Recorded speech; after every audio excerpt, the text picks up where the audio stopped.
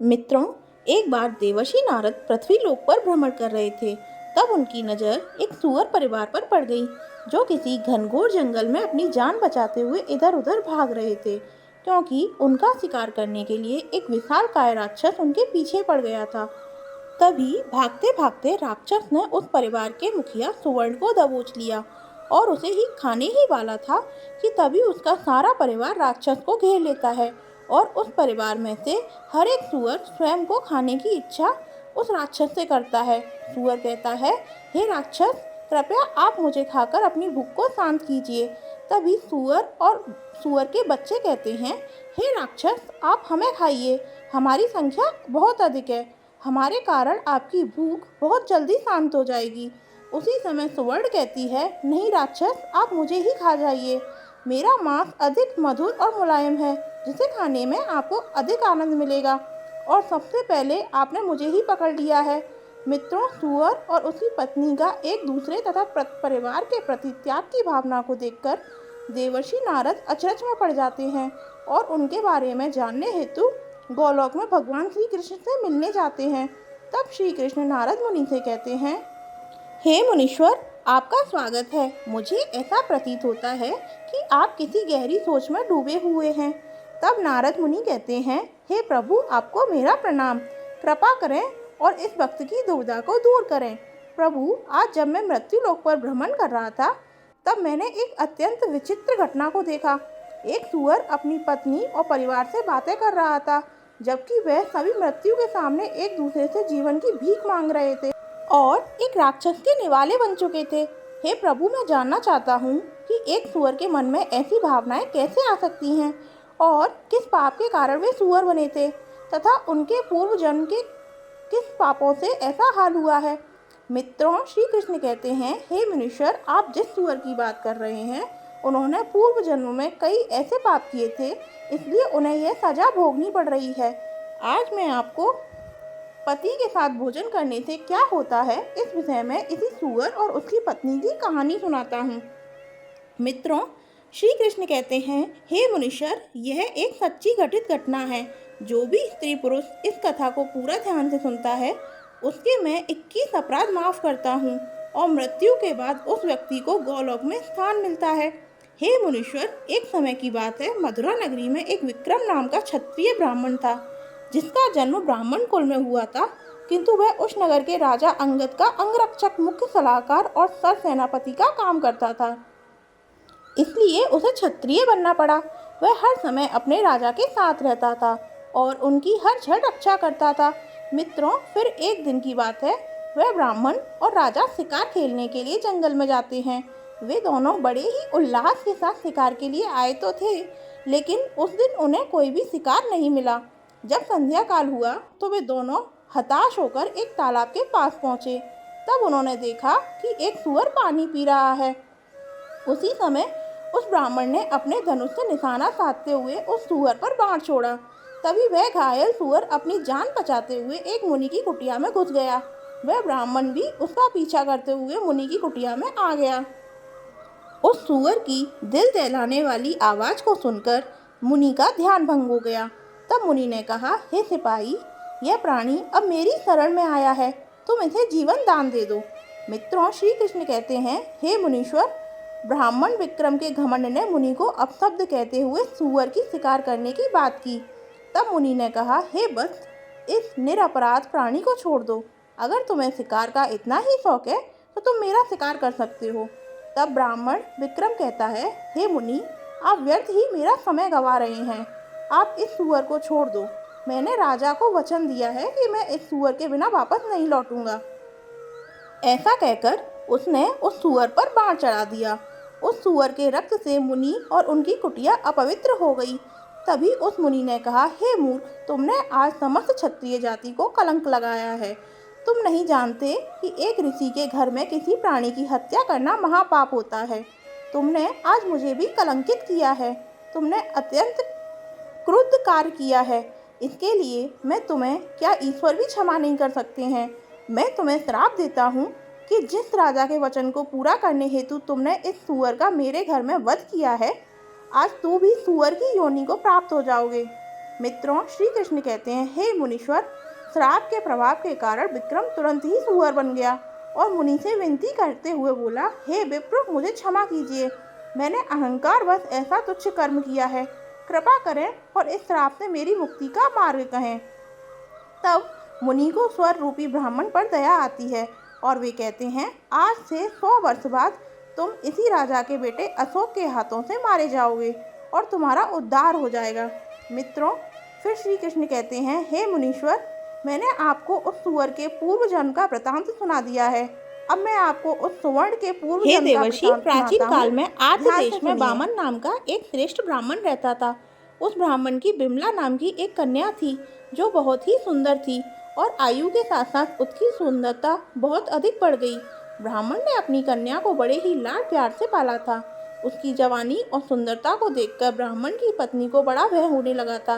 वह अपने पति से आकर कहने लगी, हे स्वामी, हमारी कन्या अब सयानी हो चुकी है, आप जल्दी से कोई सर्वगुणों से संपन्न योग्य वर देखकर इसका विवाह कर दीजिए।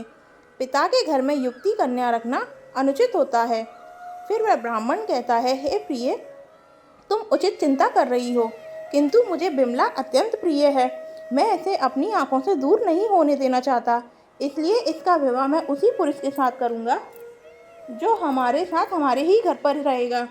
फिर एक दिन शांतनु नाम का विद्वान ब्राह्मण उसके घर पर भगवत कथा सुनने के लिए आता है। जब ब्राह्मण उस जवान ब्राह्मण को देखता है तो उसके कुल और गोत्र के बारे में पूछ लेता है और उसके सामने अपनी कन्या के साथ विवाह करने का प्रस्ताव रखता है, जिसे वह शांतनु स्वीकार कर लेता है। और फिर बामन अपनी कन्या बिमला का विवाह उस ब्राह्मण के साथ कर देता है और फिर वह शांतनु बिमला के साथ उसी के घर पर रहने लगता है। बिमला को अपने यौवन पर अति अहंकार होता है, इसी कारण से वह शांतनु के साथ तुच्छ प्रकार का व्यवहार करने लगती है। वह उसके साथ क्रूरतापूर्ण आचरण करती थी, कभी भी उसे सम्मान नहीं देती थी। वह ना कभी पति के चरण स्पर्श करती और ना कभी उसकी सेवा करती। पति से पहले ही सोती थी, पति के जागने के बाद जागती थी, पति से पहले ही भोजन किया करती थी। बिमला के ऐसे आचरण को देख उसकी माँ को बड़ा दुख हो रहा था। उसने बिमला को कई बार समझाने का प्रयास किया, किंतु बिमला पिता के लाड प्यार के कारण बिगड़ चुकी थी। वह खुद को महारानी समझने लगी थी, किसी भी अन्य लोगों के साथ अभद्र व्यवहार करने लगी, स्वच्छंद और स्वच्छेदाचारिणी होकर विहार करती थी, किसी भी काम के लिए पति की आज्ञा नहीं लेती थी।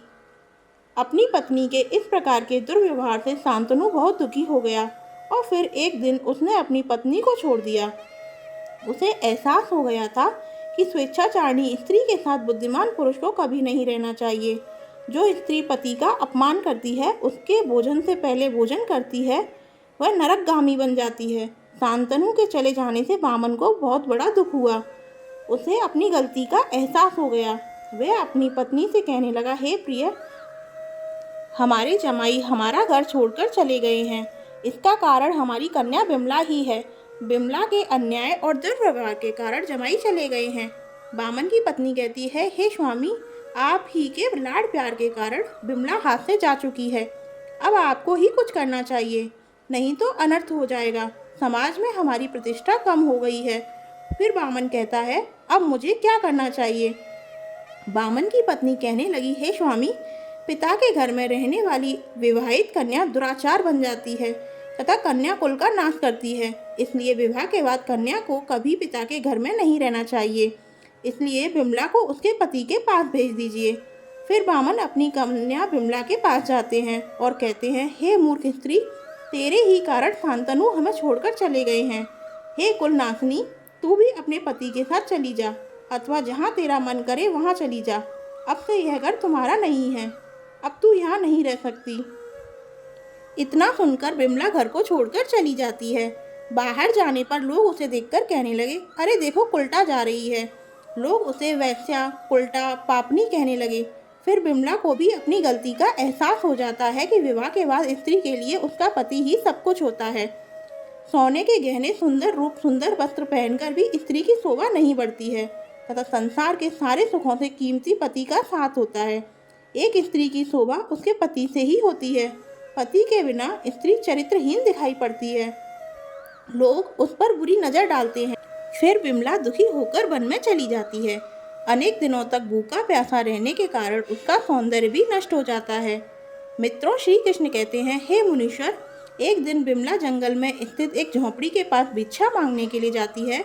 उस झोंपड़ी के बाहर एक शांता नाम की अत्यंत सुंदर स्त्री तुलसी में जल दे रही होती है।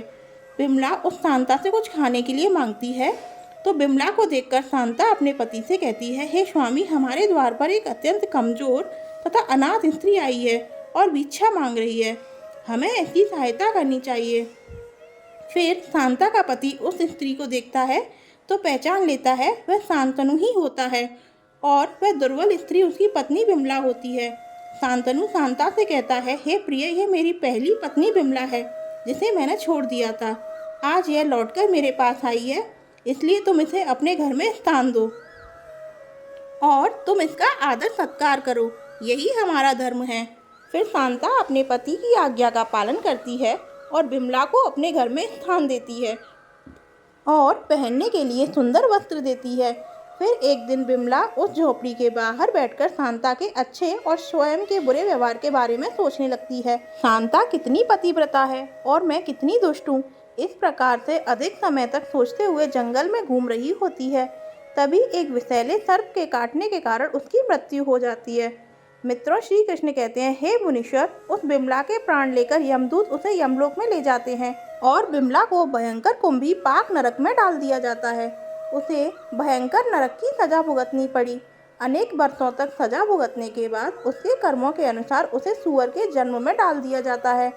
इस प्रकार से पति का अपमान करने के कारण, पति को नाम से बुलाने के कारण और पति के पहले ही भोजन करने के कारण से गुरुजनों का अपमान करने के कारण बिमला महापापी बन गई। इसी पाप के कारण उसे सूअर का जन्म भी मिला है। तो दोस्तों, पति से पहले ही भोजन करने वाली स्त्री को या पति के साथ भोजन करने वाली स्त्री को सवर्णी का जन्म प्राप्त होता है।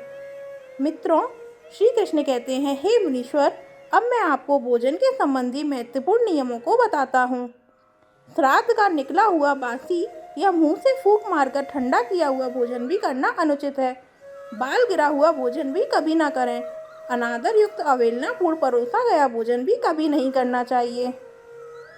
भाई भाई अगर एक ही थाली में भोजन करते हैं तो वह अमृत के समान हो जाता है।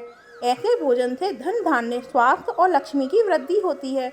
पति पत्नी को एक ही थाली में भोजन करने को निषेध माना गया है। अगर पति पत्नी एक ही थाली में भोजन करते हैं तो ऐसी थाली मादक पदार्थों से भरी मानी जाती है। पत्नी को पति के भोजन के उपरांत ही भोजन करना चाहिए। इससे घर में सुख समृद्धि बढ़ती है।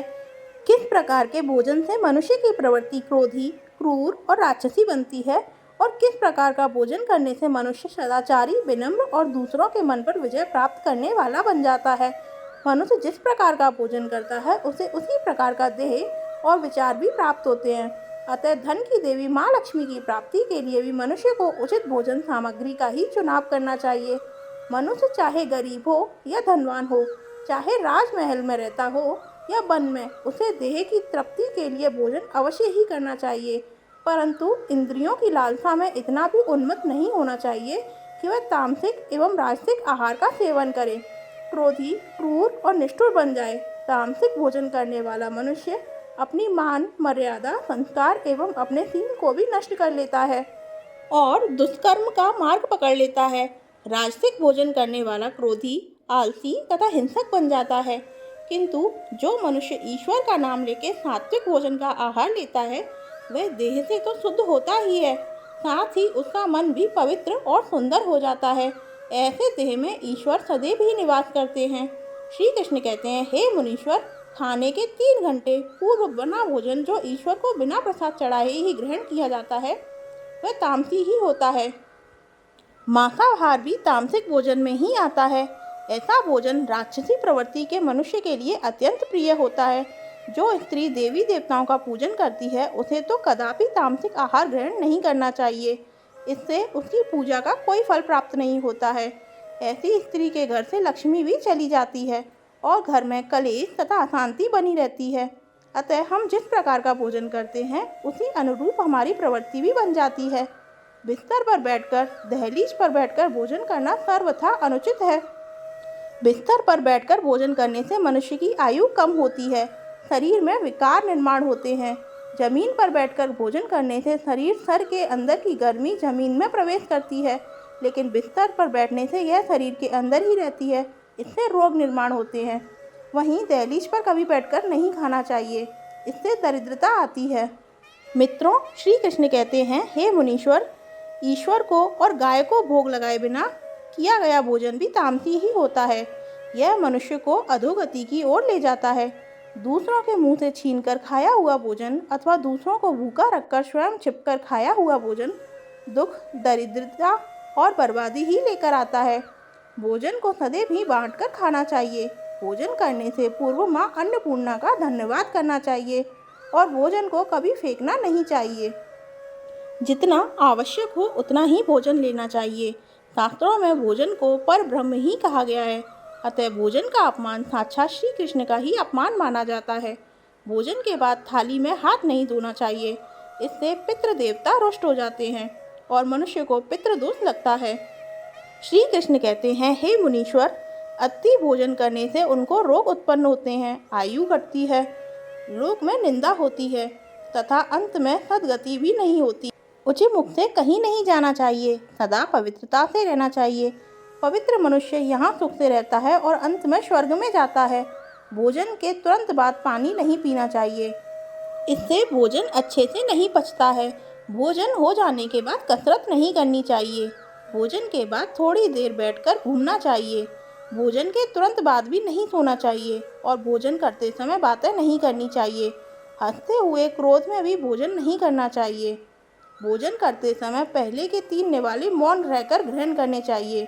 तो मित्रों, आपको यह कथा कैसी लगी कमेंट करके ज़रूर बताएं। साथ ही कमेंट में जय श्री कृष्ण अवश्य लिखें। चैनल को सब्सक्राइब करना ना भूलिए। आप सभी का धन्यवाद।